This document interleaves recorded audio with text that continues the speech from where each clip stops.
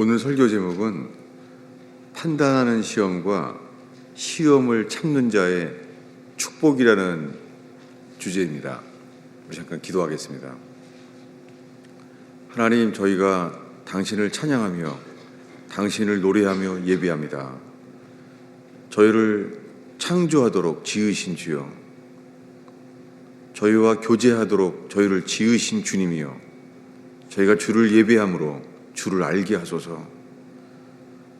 기록된 말씀으로 당신 자신의 살아계심을 증거하시는 신실하신 주님을 찬양합니다. 주님, 기록된 말씀으로 인하여 주님을 또한 알게 하소서. 기록된 말씀대로 행하시는 신실하신 주님을 찬양합니다. 주님, 이 선포된 말씀으로 인하여 이게 주의 음성인지, 내가 공감하는 말씀만 내 스스로 취하는 것인지, 주님, 저희가 주님 앞에 서게 하소서. 의지합니다. 하나님 말씀만 전달되게 하옵소서. 하나님의 말씀만이 마음속에 증거되게 하소서. 머리에 끝나지 않게 하시며 마음에 증거되게 하옵소서. 예수님의 이름으로 기도하겠습니다.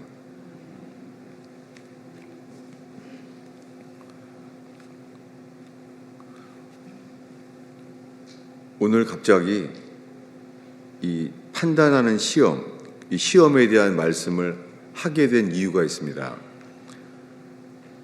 주님이 교회 공동체에게 함께 말씀하시는 것을 보게 돼요. 그리고 또한 사탄의 역사도 마찬가지예요. 눈에 보이지 않는 하나님이 계시고 또한 눈에 보이지 않는 사탄도 있습니다. 그렇다고 우리가 사탄을 두려워하진 않습니다. 우리는 먼저 주님만을 바라며 주를 순종할 때에 사탄은 빛이 비춰지면 어둠이 물러나는 것처럼 사탄의 역사가 떠나갈 줄로 압니다.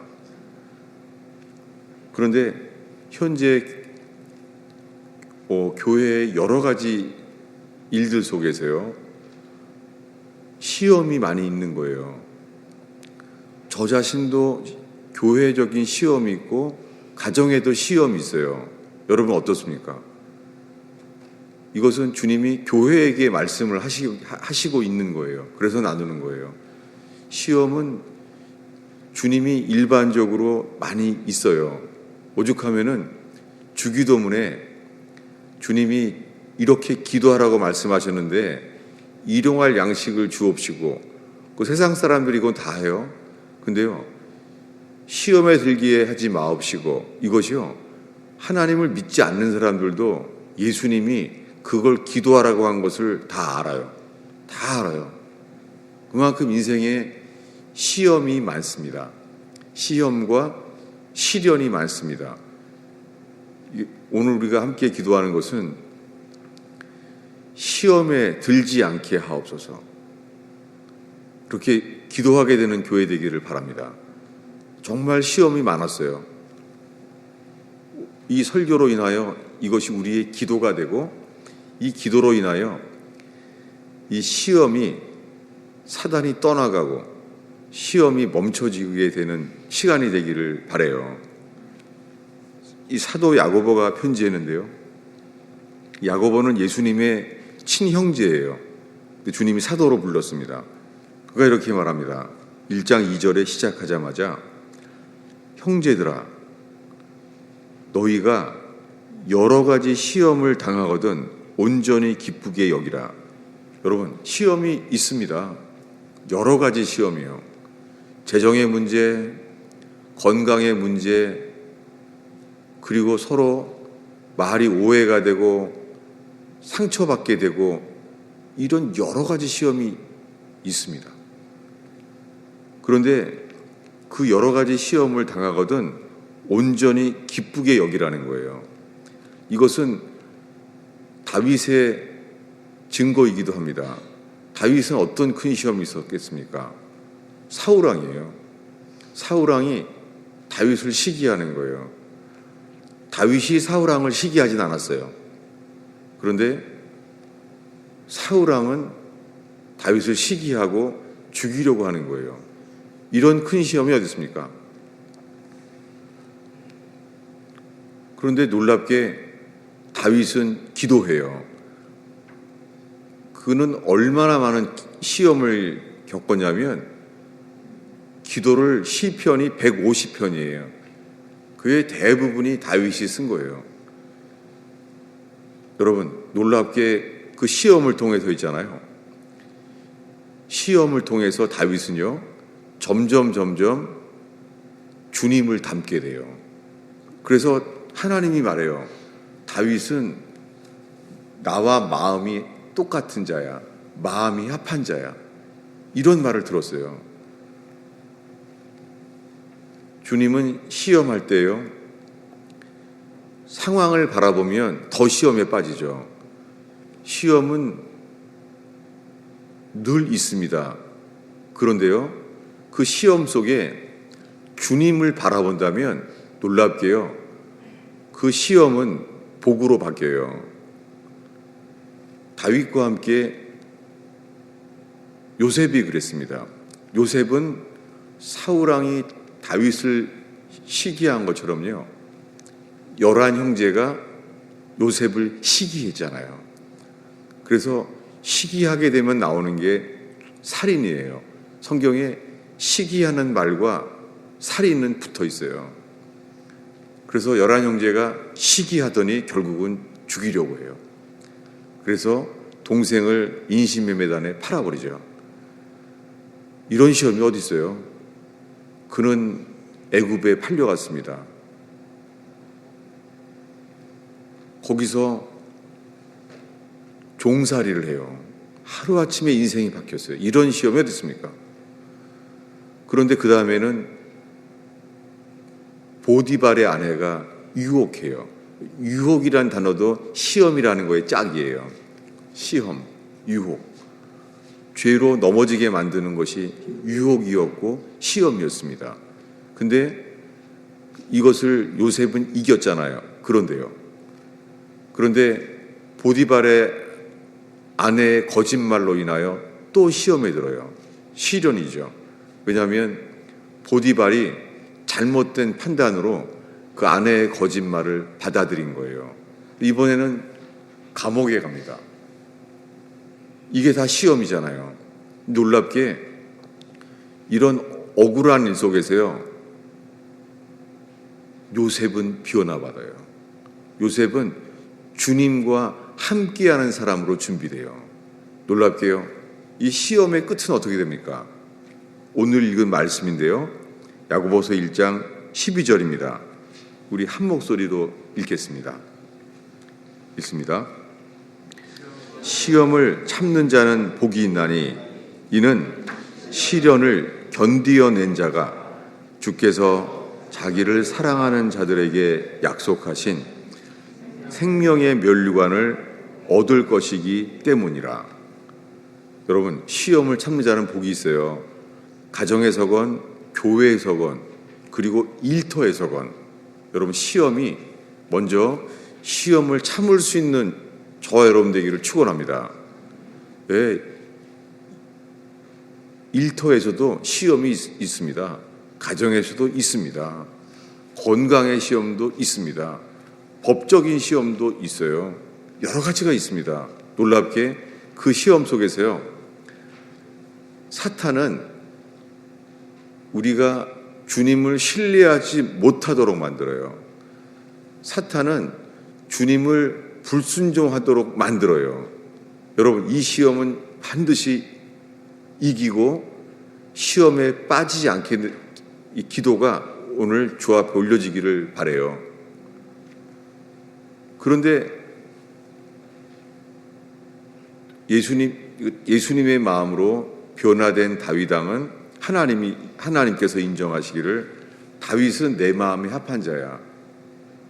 이렇게 오히려 여러 가지 시험 때문에 더 주님의 마음에 합한 자로 바뀐 것처럼 요셉도요, 형들의 시기로 죽이려고 하는 그 질투 속에서 그는 다른 나라에 종살이하고 노예로 팔려가는데요. 그리고 거기서 또 보디발의 아내의 거짓말로 또 시험에 들어 감옥에 가는데요. 어떻게 됩니까? 그는 약속하신 생명의 면류관을 얻게 돼요. 여러분, 이것은 뭐냐면 구약이나 야고보서를 쓴 신약이나 주님이 약속하신 주의 말씀은 반드시 이루어집니다. 그래서 저는 이 설교를 하면서요, 요즘 가정에서 시험도 많고 직장에서도 시험이 많고 그리고 건강에 대한 시험도 많아요. 정말로 지금 아주 다들 그래요. 여러분, 오늘 이 설교가 주님이 주신 것인지 그 주님만 바라보게 되기를 바라요. 그런데 이 시험 속에 있는 것이 또한 판단이에요. 우리가 알고 있는 것이 가장 큰 사람이 욥의 시험이잖아요. 욥은 사탄이 그를 치도록 허용을 받았어요. 이런 시험이 어디 있습니까? 하나님이 허용했다는 거예요. 욥을 그러면 쳐봐라. 그런데 생명은 건드리지 마라 했다는 거예요. 여러분, 이거 시험 아니에요? 하나님이 그 권세를 허용했다는 거예요. 그래서 자식이 다 죽어요. 그리고 비즈니스가 도둑질을 당하게 해요. 이거를 성경엔 사탄이 했다는 거예요. 도둑질 당하게. 그리고 사탄이 몸도 쳤다는 거예요. 온 몸이 고통을 받게 됐어요. 그때 친구가 옵니다. 놀랍게 이런 이해할 수 없는 고통과 아픔 속에서요, 욥은 이렇게 말해요. 주신 분도 하나님이요 취하신 분도 하나님이니 다만 주를 예배할지라. 여러분, 예배는 성공할 때만이 아니라 행복할 때만이 아니라 캄캄한 인생에서도 마땅히 주님께 예배를 드리는 저와 여러분들이 바랍니다. 주님은 예배하는 자를 통하여 영원히 깨어나게 해요. 사탄은 우리를 주님으로부터 멀어지게 하지만 주님을 예배하는 자에겐 더 깨어나게 만들어요. 그리고 약속하신 것들을 이루세요. 여러분, 시험과 연단은요, 당할 때는 인내가 필요하고 고통스럽지만 그 결과는요, 그 겪은 모든 것을 감사하게 될 수밖에 없어요. 후회하지 않아요. 여러분, 주님이 주시는 연단은 꼭 우리에게 필요한 사람으로 만드세요. 그런데 그 모습을 보고 욥의 친구들이 왔습니다. 처음에 그들은 욥을 보고 눈물을 흘려요. 정말 좋은 친구들이죠. 세상에 그 몸을 보고 일주일을 울어요. 일주일을. 아주 좋은 친구죠. 그런데요, 이렇게 욥의 불행을 보고 눈물을 흘리는 친구 속에 나오는 것이 판단이었어요. 이게 오늘의 설교 중에 하나입니다. 판단하는 거예요. 너 뭔가 잘못된 거 아니냐. 하나님이 너한테 이런 걸 줬다는 것은 네가 숨은 죄가 있거나 너무 잘못한 게 있으니까 하나님이 이렇게 한 거 아니냐라고 말합니다. 이것은 욥에게 겪은 불행과 고통보다 더 큰 혼의 아픔이었어요. 그래서 친구들과 나는 그렇지 않아 라고 말하는 이야기가 욥의 긴 이야기예요. 근데 어떻게 됩니까? 욥의 판단을 통해서 그는 상처받고 아프죠. 근데 욥의 친구들의 잘못된 판단에 의해서요, 욥의 숨은 허물이 드러나요. 그게 뭐냐면 셀프 라이처스니스, 자기의였어요. 나는 그런 사람이 아니야 라고 셀프 디펜스, 자기를 변호하려고 하다 보니까 뭐냐면 욥이 난 억울해, 하나님을 불의하다고 만들게 된 거예요. 이것이 자기의예요. 여러분, 저는 1년이 넘도록 주님께서 저의 자기의를 드러내시는데 정말 몰랐어요. 전 정말 소경이었습니다. 정말 몰랐어요. 그러면서 주님이 이 욥기와 탕자의 비유를 통해서 이 컨펌을 주셨어요.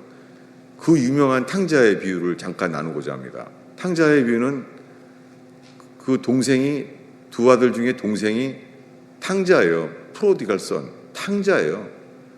아버지한테 재산을 달라고 해서 요새 말로 하면 카지노에 날린 거예요. 허랑방탕하게 살았어요. 근데 모든 것을 다 잃어버린 다음에서야, 이제서야 아버지의 사랑을 깨닫게 돼요. 그래서 아버지의 사랑을 깨닫게 된 자는 돌아오게 됩니다. 돌아왔습니다. 근데 그동안은 동생이 허랑방탕하게 사는 동안에 큰아들은 그 상심한 아버지의 마음을 앞에서 그는 집안일을 잘한 사람이에요. 그 사람은 모범적인 사람이에요. 착한 사람이에요. 그 문제는 이제부터입니다. 일을 하고 돌아왔더니 잔치가 일어난 거예요. 이때 아버지의 마음이 계시됐어요. 뭐냐면 아버지는 아들이 돌아온 것 자체가 기쁜 거예요. 여러분, 이 시간에요, 우리 모두에게 상처를 준 사람, 롯처럼 우리를 손해를 주고 빼앗겨지는 사람, 여기에 대해서 우리 속에 아버지가 기뻐하는 것이 우리도 기뻐하는 사람이 되길 바랍니다. 이게 중요합니다. 우리가 주님만을 바라볼 때요, 주님의 기쁨에 동참하게 돼요. 그런데 탕자가 돌아왔을 때 이 모범적인 착한 아들, 이 큰 아들은요, 아버지의 기쁨에 동참하지 못하고 오히려요, 아버지에게 실망하고 아버지에게 되게 분노하게 됐어요. 그리고 그가 말합니다. 탕자인 내 동생이 돌아오니까 잔치를 해줍니까? 나한테는 착실한 집안일만 한 나에게는 잔치 한번 안 해주시고, 무슨 말이에요? 아버지가 불의하다는 거예요. 이게 뭐예요? 자기의예요. 여러분, 우리가요, 인생에 하나님 보시기에 감사하지 못하고 섭섭하고 하나님께 실망할 수가 있어요. 사실 저는 이 설교할 자격이 없는 사람이에요. 너무 부끄럽습니다. 왜냐하면 저는요, 하나님을 40년 동안 원망했어요. 제 속에 하나님을 예배하긴 했지만, 주님을 알게 될수록 주님을 예배했지만은요, 저의 마음 중심에요, 왜 내 인생은 이렇게 살게 하셨습니까? 좀 내가 만족할 만한 인생을 왜 못 줍니까? 이것이 제 속에 있었어요. 왜 이런 가정 속에서 이런 부모님과 친척들 속에 태어나게 했습니까? 그런 게 제게 있었어요. 결혼을 해도 주님께 감사하는 것이 아니라 저는 왜 이런 결혼을 하게 했습니까? 그런 게 제 속에 있었어요. 그러니까 저는 이 설교를 할 자격이 없죠. 다만 저와 같은 어리석음에서 깨어나게 되기를 바라는 마음으로 설교하는 것입니다. 탕자가 돌아왔을 때요, 큰아들의 자기의가 드러났어요. 자기의는 아버지의 뜻보다 내 뜻이 더 높은 거예요. 그래서 그가 말해요. 아버지는 탕자가 돌아왔다고 잔치를 하다니요. 나한테는 내 친구랑 잔치 한번 안 해준 분이 이 뭐예요? 아버지가 불의하다는 거예요. 이게 자기의예요. 그 자기에 대한 예를 하나 드릴게요. 오늘 예배 가운데요, 예를 들면은 이 예배가요, 관중석에 있을 때는 위험해요. 뭐냐면 저는 야구장을 많이 다녔어요. 야구를. 왜냐하면 야구가 그렇게 재밌더라고요. 근데요, 야구를 잘하지는 못하는데요, 판단만은 프로야구 수준이에요. 판단은 딱 알아요. 저 선수 결혼했더니 타율 떨어지는 거 봐. 다 알아요. 야, 쟤는 연봉이 올라가더니 더 잘하는 게 아니라 더 못하네. 프로야구를 판단하는 것은 세계적인 수준이에요, 다. 그런데요, 야구는 못해요. 야구는 못하는데 판단만은 프로야구 수준이에요. 이것이요, 너무나 많은 기독교인이 이래요. 야구장은 몇천 명이 있는데요, 게임을 할 수 있는 건 선수밖에 없어요. 여러분, 어떤 교회들은요, 교회가 몇백 명이 모여도 있잖아요. 예배를 할 수 있는 것은 선수처럼 몇 명 안 돼요. 프로야구처럼. 오늘 감사한 게 저희는 평신도들이 성찬을 인도합니다. 저희는 겸손하게 그저 주님의 죽으심만을 기념하는 거예요. 너무너무 감사해요. 여러분 모두가 교회에 필요한 사람 되기를 축원합니다. 이것이 교회예요. 그런데 교회가 아무리 프로인 사람들이 찬양팀이 있고 그래도 있잖아요. 그 예배를 할 수 있는 것은 얼마 안 돼요. 그 몇 명이 없어지면 교회는 무너지는 거예요. 이것은 교회가 아닙니다. 그것은 음악회의 관중석과 똑같아요. 음악회를 하면은 또 판단이요? 이건 전문가 수준이에요. 자기는 연주를 할지는 못하면서 판단력만은 프로 순서예요. 음악가 수준이에요. 여러분, 여기에 착각하지 않는 저와 여러분들이 바랍니다. 우리는 우리가 주님을 예배하는 교회 되기를 원해야 하십니다. 그래서 어린아이들도 부족하지만 어린아이들이 예배할 때 주님이 동일하게 받으시는 줄로 믿습니다. 무슨 얘기를 하는 거예요? 프로야구 얘기하고 음악회 얘기하는 것이 뭐예요? 오늘날 수많은 사람들은요, 할 줄을 모르는데 판단만은 자기가 맞는 줄로 알아요.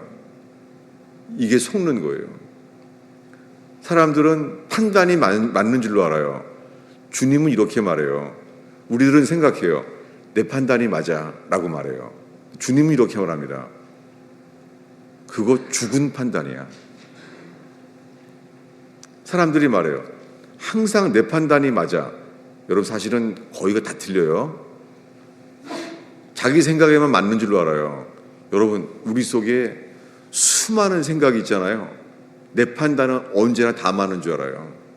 여러분, 주님의 빛이 비춰질 때예요, 우리의 판단이 얼마나 틀렸는지를 알게 됩니다. 저는 뇌출혈 때 주님께서 그런 은혜를 주셔서 너무너무 감사해요. 뇌출혈 때 주님께서 저에게 말씀을 하신 것이 성경에 있어도 못 알아들으니까 주님이 징계와 함께 말씀해 주셔서 너무 감사해요. 그때 이렇게 말했어요. 너는 평생 눈으로 보려고만 했다. 근데 나에게 들으려고 한 적이 없다. 이 말씀을 하시는데요, 빛처럼 저의 모든 과거가 다 보이는 거예요. 중학교 1학년 때도 예수 믿어서 지금까지요. 그렇구나. 저는 눈으로 보려고 했어요. 주님께 들으려고 한 적이 없었어요. 이것이 죄의 근본적인 뿌리라는 거예요. 얼마나 회개가 나오는지. 여러분, 오늘 주님이 이렇게 말씀을 하세요. 이게 뭐냐면 산상수훈에 시험 들지 마옵시고, 이것처럼요, 유명한 말씀이에요. 세상 사람들도 다 아는 말씀이에요. 뭐죠? 마태복음 7장의 판단에 대한 거예요. 성경을 찾을 수 있는 사람들은 찾아보시면 되겠습니다. 마태복음 7장인데요. 저는 주님께서 오늘 우리에게 이렇게 말씀하시는 것을 저는 확신해요. 마태복음 7장인데요.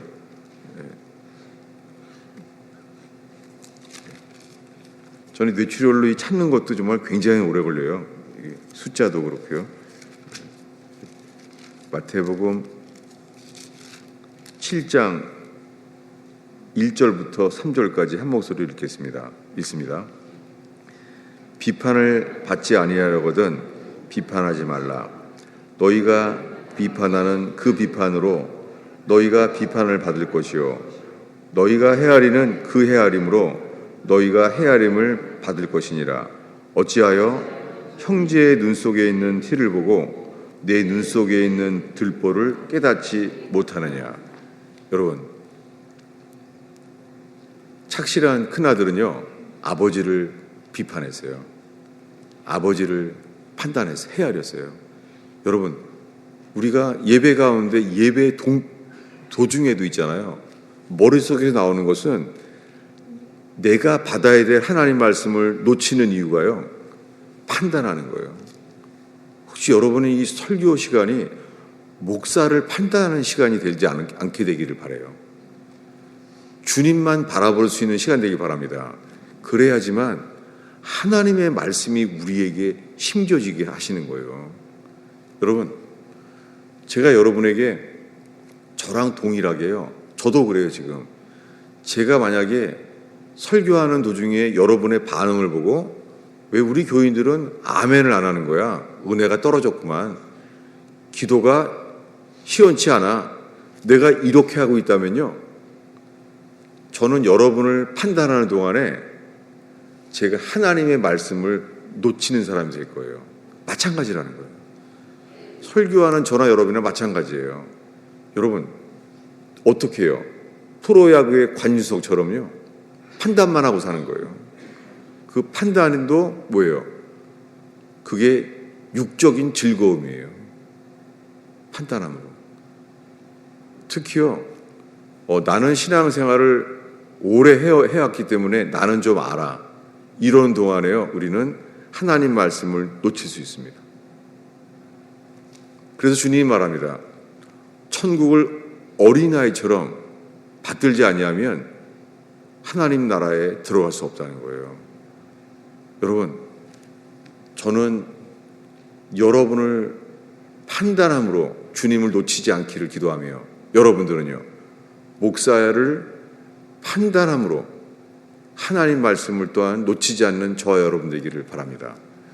제가 이 설교를, 하나님, 이 설교를 정말 주님이 내게 하시길 원하세요 라고 기도했는데요, 저는 놀랍게 지금까지 한 모든 말씀을 주님이 컨펌해 주시게 됐어요. 이 얘기를 나누고 마치려고 합니다. 뭐냐면 주보 아래에 있는데요, 사무엘상 1장이에요. 저는 이런 데서 성경은 하나님의 감동으로 쓰여진 거에 놀라요. 사무엘상 1장이에요. 주보 아래쪽에 있는데요, 제가 설명하겠습니다. 한나라는 여자가 오랫동안 기도하고 있었어요. 그 12절입니다. 여호와 앞에 오래 기도하고 있었어요. 그런데 여호와 앞에 오래 기도하는데 제사장 엘리는요, 좀 저처럼 들된 사람인 거예요. 그래서요, 이 기도하고 있는데요, 이 기도하고 있는 사람을 시험 들게 하는 거예요. 그 시험은 뭐냐면 이 제사장이 잘못된 판단을 한 거예요. 뭐라고 판단을 했냐면요, 이렇게 말하는 거예요. 13절에요. 읽겠습니다. 한나가 속으로 말하며 입술만 움직이고 음성은 들리지 아니하므로 엘리는 그가 취한 줄로 생각한지라. 뭐예요? 잘못 판단한 거예요. 아니, 기도를 잘하고 있는 사람한테 뭐라고요? 이거 술 취했구만, 이렇게 잘못 판단하는 거예요. 저는요, 주님이 제가 뭘 판단하면 나중에는 결국엔 다 틀리게 하세요. 이걸 제가 정말 오래 경험하고 있어요. 그러면서 알게 되는 것이 내 속에 있는 자기의를 드러내게 하시는 것을 보고 있습니다. 이건 1년 동안 제게 일어난 일입니다. 그러면서 이렇게 말하는 거예요. 14절입니다. 읽겠습니다. 엘리가 그에게 이르되 내가 언제까지 취하겠느냐 포도주를 끊으라. 이거 완전 시험 들었죠. 여러분, 부족한 제사장은 잘못된 판단을 내렸어요. 이것은 시험이죠. 아니, 성전에 와서 기도하면은 격려는 못할 망정 제사장이란 사람이 잘못 판단하는 거예요. 근데 그는 이렇게 말합니다. 그는 이 시험을 참아요. 여러분, 이렇게 그 다음에 고백을 보면서 이것이 다윗의 기도, 한나의 기도가 되기를 바라요. 15절을 읽겠습니다. 한나가 대답하여 이르되 내 주여 그렇지 아니하나이다. 나는 마음이 슬픈 여자라. 포도주나 독주를 마신 것이 아니요 여호와 앞에 내 심정을 통한 것뿐입니다. 여러분, 이 말이요, 여호와 앞에 나의 마음을 통한 것뿐입니다. 이게 한글 성경엔 마음을 통한 것이라고 하는데요. 내용은 맞죠. 마음을 통한 것. 친구들은 마음이 통하잖아요. 그리고 마음을 표현하고 쏟잖아요. 이 단어는요, 물을 쏟는다는 말이에요. 마음을 쏟는다는 말이에요. 이 똑같은 기도는 놀랍게 시편에만 나와 있어요. 왜냐하면 다윗이 이렇게 기도해요. 백성들아, 마음을 물처럼 토할지어다. 이게 쏟을지어라는 단어예요. 여러분, 기도는요, 우리 마음을 쏟는 거예요. 친구 앞에서처럼 섭섭하고 억울한 것은 주님, 억울합니다. 우리 오늘 교동문에 하나님은 살아계신 주님은 어디 계십니까? 하나님은 계시죠, 당연하게. 하나님이 계신 것을 믿는 동안에 어리석은 우리의 혼은요, 하나님이 어디 있습니까? 라고 원망과 불평하게 되기도 합니다. 그렇지만 기도하잖아요. 주님은 정말 기도하는 사람의 이 기도를 바꾸세요. 지금 이 시험 속에서요, 이 한나는 자기 상태를 이렇게 말해요. 한나는 하나님이 그의 태를 막았어요. 왠지는 몰라요. 그래서 그의 대적 분인나가 고통을 줘요. 그런데 이렇게 자기를 고백했을 때요, 엘리가 이렇게 말해요. 17절을 읽겠습니다. 엘리가 대답하여 이르되 평안히 가라. 이스라엘의 하나님이 내가 기도하여 구한 것을 허락하시기를 원하노라. 여러분, 이게 오늘의 중요한 내용이에요. 뭐냐면 엘리가 잘못 판단했잖아요. 얼마나 미안해요. 뭐라 그래요? 하나님이 너의 구한 것을 허락하시기를 원하노라 라고 말했어요. 이 대목에서 저 같으면 이렇게 말할 사람이에요. 저는 이렇게 말했을 거예요. 너나 똑바로 해. 난 분명히 이럴 사람이에요. 너 같은 게 무슨 제사장이냐? 아니, 먼저 술 취하지 말아라. 술을 끊어라. 그것부터 잘못했다고 말해야 될 거 아니야? 저는 정말 이럴 사람이에요. 전 속으로 이랬을 거예요. 말은 안 했지만, 제사장이면 다야? 일단 나를 잘못했다고 말해야 될 거 아니야? 난 정말 속으로 이렇게 판단할 사람이에요. 그리고 이랬을 거예요. 주께서 너희의 기도를 들으시기를 원하노라? 그 주님이 너 같은 자의 그걸 듣겠냐? 미안합니다. 너무 리얼하게 말해서. 근데 제 속에는 정말 이럴 사람이에요. 전 진짜 이랬을 거예요. 엘리, 너나 똑바로 해. 그리고 이랬을 거예요. 주께서 너의 기도를 들으신 거라고 아멘을 내가 되냐? 이랬을 거예요. 놀라운 것은요, 이 부족한 제사장이 복을 주는 데 있잖아요. 이 한나는요, 이 말이 믿어지는 거예요. 이건 놀라운 기적이에요. 이게 받아집니까? 그래서 이런 반응이 나왔어요. 정말 이것이 저는 너무 부럽고 글을 보겠습니다. 18절입니다. 읽겠습니다. 이르되 당신의 여종이 당신께 은혜 입기를 원하나이다 하고 가서 먹고 얼굴에 다시는 근심의 빛이 없더라. 뭐예요? 부족한 제사장 엘리, 잘못 판단하는 제사장 엘리, 그가 말한 것이요 그대로 믿어지는 거예요.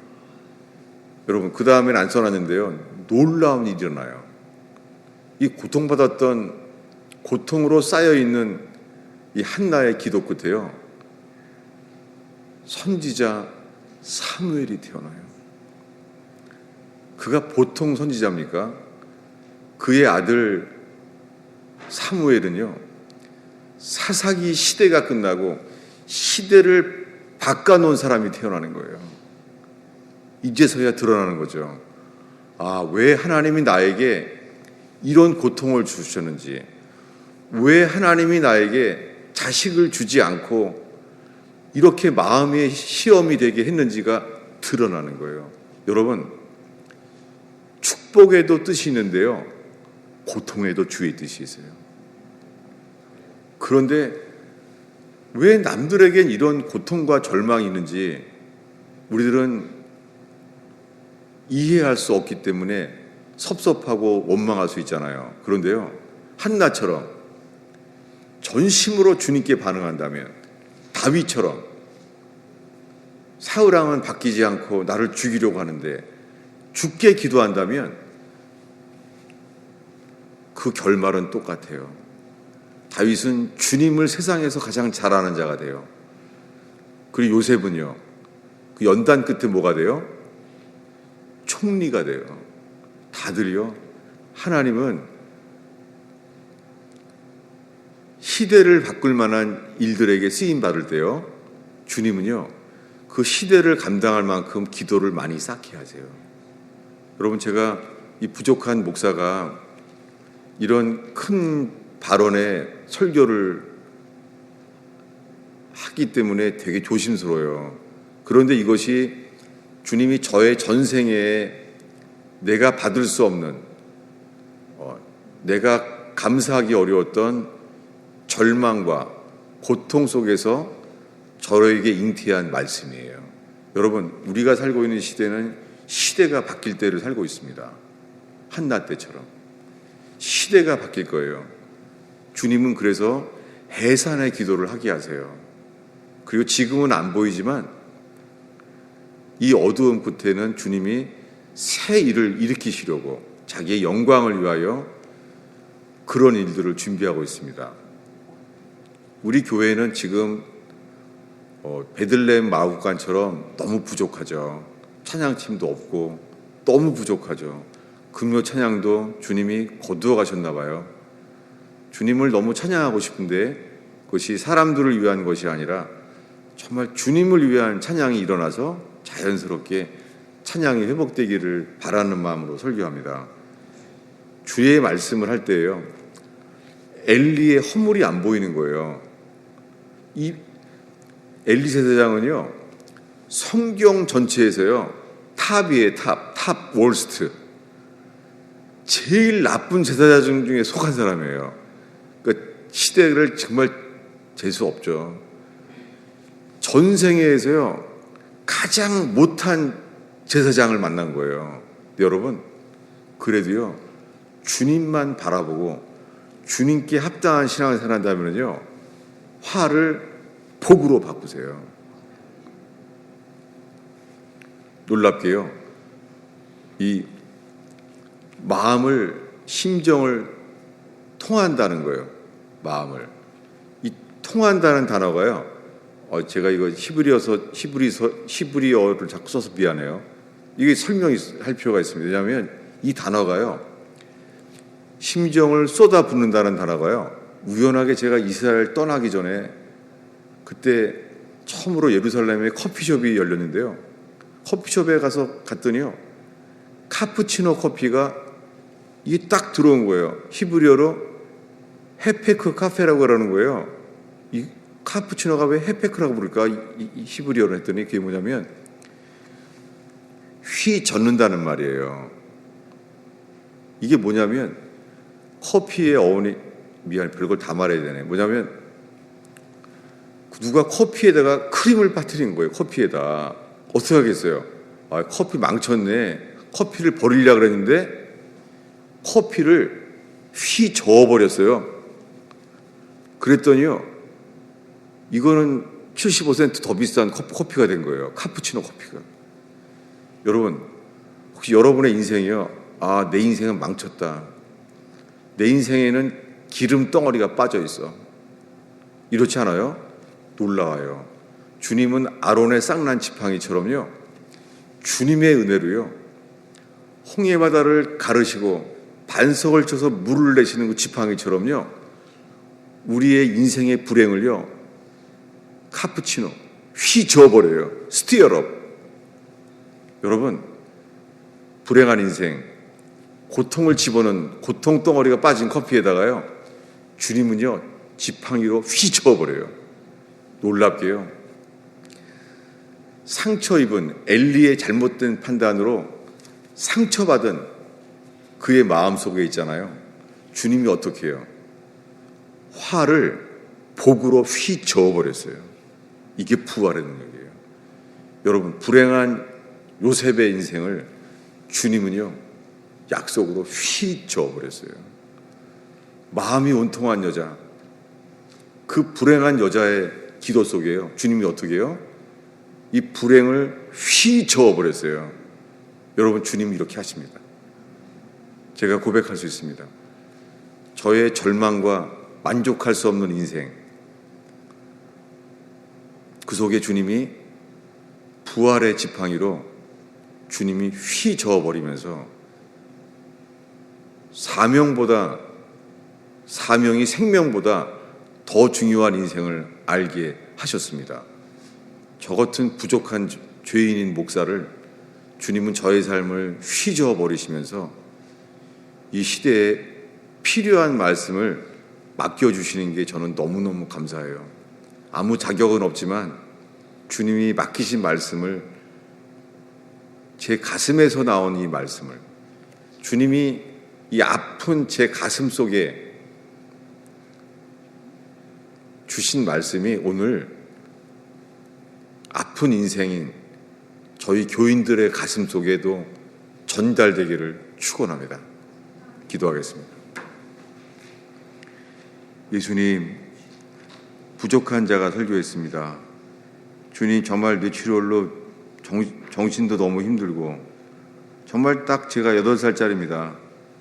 주보도 잘 모르겠고 설교도 제가 봐도 뭔지를 모르겠습니다. 다만 이 부족한 자에게 말씀을 맡겨주시는 주님, 가슴으로 전달되게 하옵소서. 두꺼운 아스팔트에도 잡초가 피는 것처럼 주의 생명이 저희의 이 부족한 인생 속에 생명이 자라게 하시는 주여, 오 주님, 저희 속에 역사하시옵소서. 이 강팍한 마음 속에 은혜의 꽃이 피게 하여 주옵소서. 예수님의 이름으로 기도하였습니다.